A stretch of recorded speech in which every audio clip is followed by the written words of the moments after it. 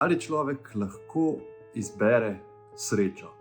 To ni lahko vprašanje. Veliko stvari se zgodi mimo nas, se nek ptič poserje na glavo, dobesedno ali figurativno, pride neka bolezen, poškodba, bolečina in ne moramo vedno izbrati, ali se to pojavi ali ne. Kar pa lahko vedno izberemo, je naš odziv na to, kar se dogaja.